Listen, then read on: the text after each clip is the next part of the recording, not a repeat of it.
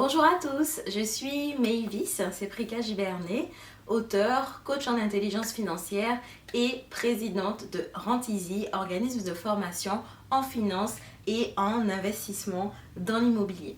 Alors aujourd'hui, je suis super contente parce que j'ai découvert un livre la semaine dernière. Je l'ai dévoré ce livre en 2 jours. Je l'ai lu et je me suis dit non, il faut que je vous en parle.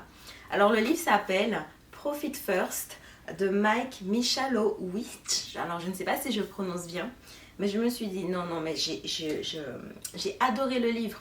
En fait, pour vous remettre dans le contexte, je suis actuaire, c'est mon métier, ma profession, et j'ai travaillé une dizaine d'années dans le domaine de l'actuariat, et ensuite j'ai monté mon entreprise pour aider les personnes à mieux gérer leurs finances personnelles parce que j'ai vu que ça pêchait vraiment, il y avait un souci au niveau de la gestion de l'argent, à maîtriser donc leurs finances personnelles avant pour après investir dans l'immobilier parce que mon dada, ma passion, c'est les revenus passifs. Autrement dit, atteindre la liberté financière, avoir des revenus qui travaillent pour nous, avoir des actifs qui nous génèrent des revenus passifs pendant qu'on fait autre chose. Et l'immobilier, c'est le meilleur actif pour cela. Et donc du coup, finances personnelles, je m'y connaissais. Sauf que quand j'ai monté mon entreprise, du coup il y a 3 ans, Rent-Easy, c'est un tout nouveau monde. Monter un business, c'est autre chose. C'est différent de gérer un business en immobilier puisque j'avais déjà des entreprises en immobilier. Et notamment, les finances d'un business, c'est complètement différent.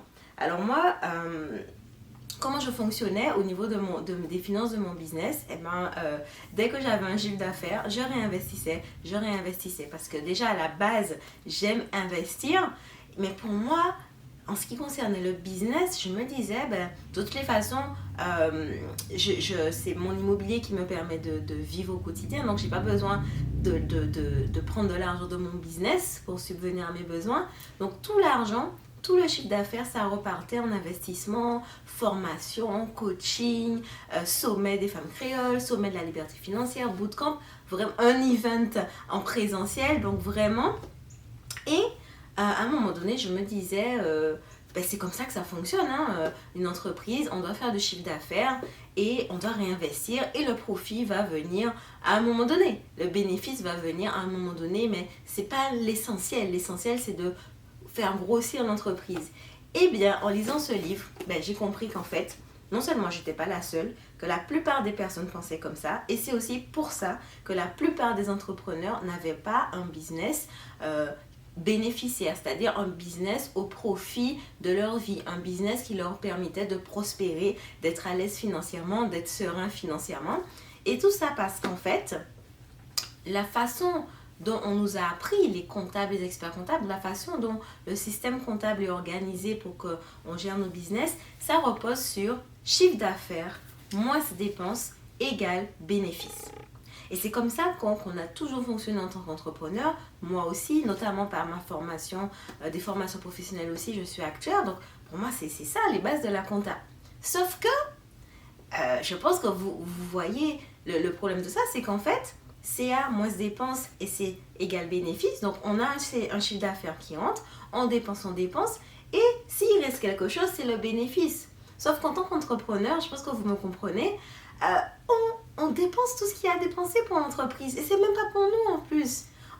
C'est comme si notre business passe avant nous, ça c'est clair et net. Donc on dépense, si on voit qu'il reste 10 000 € sur le compte, boum, investissement, coaching, par-ci, par-là, nouveau matériel, caméra, ordinateur, on fait tout ce qu'il y a comme dépense pour l'entreprise parce qu'on veut que notre entreprise prospère, c'est notre bébé, c'est notre business, etc.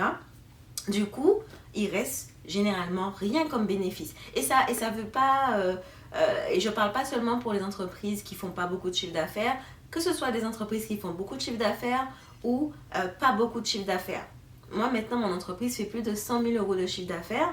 Eh bien, je dépense autant que quand mon entreprise faisait 10 000 € de chiffre d'affaires. Vous voyez? Donc, c'est pas une question de niveau de chiffre d'affaires, c'est une question de dès maintenant, quel que soit le chiffre d'affaires que vous faites maintenant, il faut prendre des des bases saines pour votre business. Il faut commencer à gérer votre business, à gérer financièrement votre business de façon saine. Autrement dit, profit first. Autrement dit, bénéfice en premier. Du coup, parce que j'ai parlé beaucoup, en gros, le résumé de ce livre, c'est qu'au lieu de faire CA, chiffre d'affaires, moins dépenses égale bénéfice, parce qu'on sait souvent que il reste plus rien, parce qu'on dépense tout ce qu'il y a à dépenser, il faut prendre son bénéfice tout de suite. Alors ça peut paraître vraiment contre-intuitif, mais franchement, lisez ce livre. En fait, il faut faire chiffre d'affaires moins bénéfice égale dépenses. C'est-à-dire que vous avez un chiffre d'affaires qui rentre, imaginons vous avez 10 000, vous prenez tout de suite 1 000, 2 000, peu importe votre pourcentage, vous prenez par exemple 1 000 euros de bénéfice tout de suite que vous mettez sur un compte, que vous ne voyez plus, et c'est sur le reste que vous vous permettez de faire fonctionner votre business. Comme ça, en fin d'année, votre business, il est bénéficiaire parce que tout de suite, vous avez pris votre bénéfice. Vous n'attendez pas la fin de l'année comptable pour savoir est-ce que mon business, il est bénéficiaire ou pas. Ok? Donc, il va plus loin. Hein? Il ne dit pas juste de prendre le bénéfice. En fait, en anglais, bénéfice, c'est profit. Il ne dit pas seulement de prendre son profit first. Il dit aussi, donc, dès que votre chiffre d'affaires tombe, tout de suite, et je dis pas, en tant qu'entrepreneur, c'est pas un chiffre d'affaires pile toute la même somme tout le temps, tous les mois. Non, par exemple, si 1 000 euros rentrent le 5 du mois, tout de suite sur ces 1 000 euros, vous faites une allocation. 30% en bénéfice sur un compte qui s'appelle bénéfice, 30% sur un compte impôt, 30% sur un compte Owner's Compensation, donc on va dire pour votre salaire, pour vous payer, et le reste, ce sera pour les dépenses. Donc voilà, ensuite, si 5 000 euros rentrent comme chiffre d'affaires, pareil, tout de suite, vous retirez une partie pour le bénéfice, vous retirez une partie pour les impôts, vous retirez une partie pour vous payer et le reste, c'est sur les dépenses. Donc ce qui est intéressant dans ça, c'est qu'il explique que quand on voit beaucoup d'argent sur son compte, c'est pareil en finance personnelle aussi, mais en finance entrepreneuriale, quand on voit 10 000 euros sur son compte en banque, on se dit waouh, on est riche, c'est bon, je peux dépenser, je peux investir, je peux faire grossir mon business, je peux employer de nouvelles personnes, je peux faire ci, je peux faire ça. Et en vérité, ce 10 000 là, c'est pas notre argent, puisqu'il y a une partie pour les impôts, une partie pour payer ceci, pour payer cela. Donc il faut séparer. Il dit de séparer en plusieurs comptes. Comme ça, quand vous séparez, il y a une partie pour les impôts, un compte pour les impôts, un compte pour ça. Vous voyez que finalement, le compte sur lequel vous pouvez faire vos dépenses, c'est peut-être seulement 2 000, parce que les 8 000 ont été répartis entre salaire, impôts, bénéfices, etc. Et du coup, là, vous allez vous voir. Et quand vous voyez que le compte est à 2 000, psychologiquement, c'est mieux, c'est différent de si vous voyez que le compte est à 10 000. Parce que là, vous voyez que le compte est à 2 000, vous allez vous organiser pour faire vos dépenses sur ces 2 000 uniquement.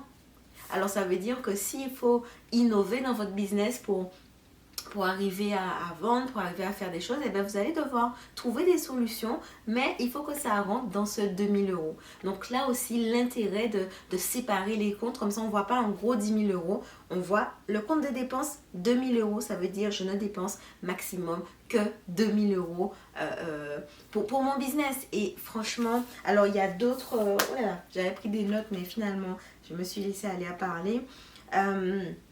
Qu'est-ce qu'il dit aussi? Il y a quelque chose aussi quand il dit quand vous faites le compte bénéfice et le compte taxe, alors un conseil, il dit d'ensuite mettre ça sur une banque que vous ne voyez pas.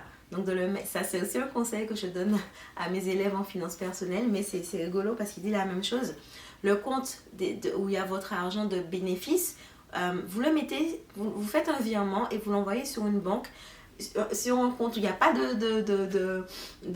d'accès en ligne, vous ne voyez pas l'argent, donc il n'y a pas de virement facile, vous ne pouvez pas reprendre l'argent facilement comme ça. Pareil pour le compte des impôts, vous le mettez sur une banque à part, parce que comme ça, vous enlevez la tentation.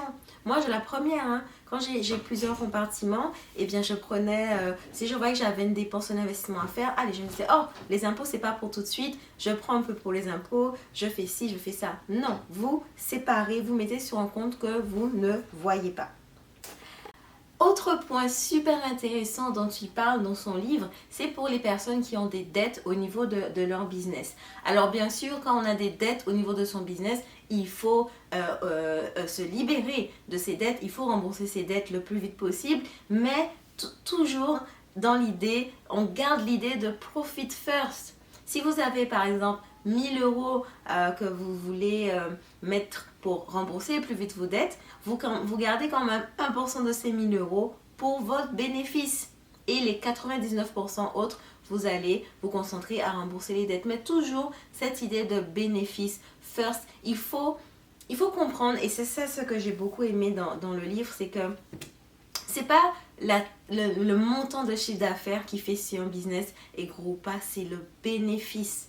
Parce qu'il donne des exemples. Lui-même, il avait des entreprises, parce que c'est un serial entrepreneur et c'est un auteur également, il avait plusieurs entreprises.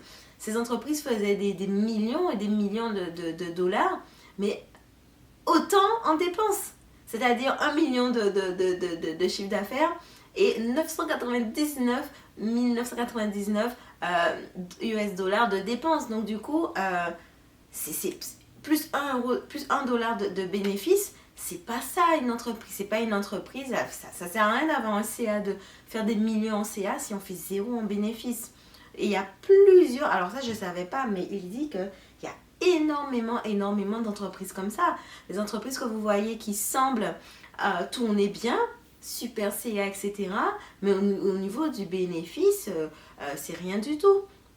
Donc voilà, donc franchement j'ai aimé ça. Donc au lieu de se concentrer sur grossir notre entreprise, il faut se concentrer sur rendre son entreprise bénéficiaire tout de suite, dès le début.